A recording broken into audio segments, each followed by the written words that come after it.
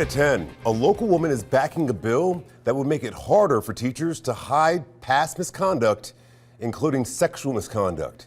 Thanks for joining us. I'm Rob Williams. Tricia is off tonight.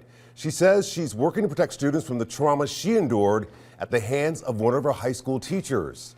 Details of her story may be disturbing, but she's sharing them. Our Candace Harris joins us live with her story that you will only see right here on Fox 19 Now. That bill is House Bill 288, which requires Kentucky teachers accused of sexual misconduct in schools to disclose more information when applying for jobs in other school districts. The bill, which unanimously passed the House, is being backed by a former student here at Beechwood High School who says she is sharing her experience in hopes of protecting others.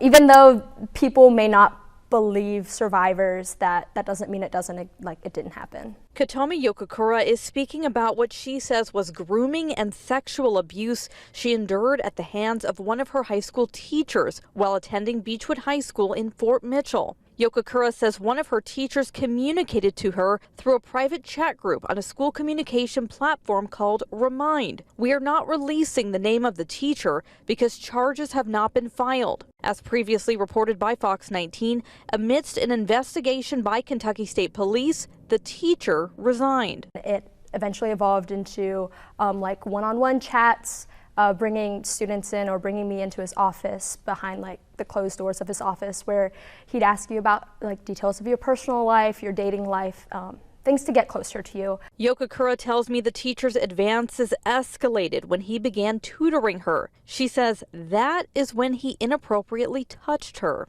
I went to his apartment parking lot to have tutoring, and that's when the more sexual things happened. I thought it was part of the high school experience. My parents are I'm a first generation American, so they didn't really know what was happening either. So I think all of that just made the perfect storm to be what happened. It wasn't until she started attending college that Yokokura tells me conversations with her friends while reminiscing about high school led her to realize the magnitude of that teacher's inappropriate behavior. It was saying, oh, my teacher brought me soup when I was sick, or he did this, and my friends started giving me weird looks, and I was like, did your teacher not do that? And they're like, no. And then we got into the physical touch, and they're like, that's a hard line at my school, and that's when everything started to come together. Yokokura says the trauma of those interactions still affects her, telling me it's sometimes hard to visit her hometown or her high school, and that her college career was impacted. After acknowledging that a teacher would be capable of doing this, I had a hard time trusting other educators, even though I am in a totally, completely different environment. And the psychological impacts too. So I think anything we can do to ensure that kids don't feel scared to come to school, or they don't feel scared of the system or anything like that, would be great.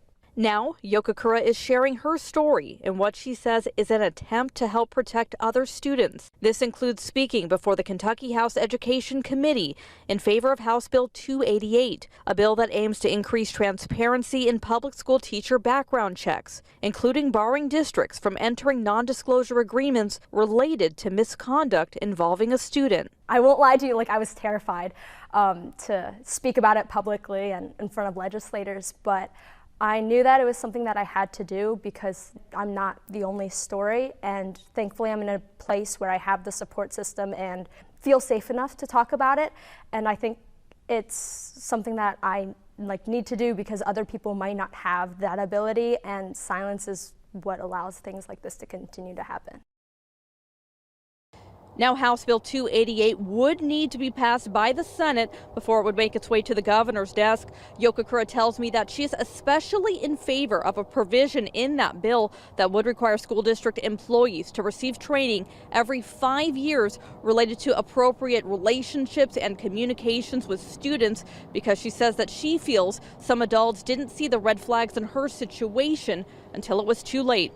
From Fort Mitchell, Candace Hare, Fox 19 Now. Candace, thank you very much.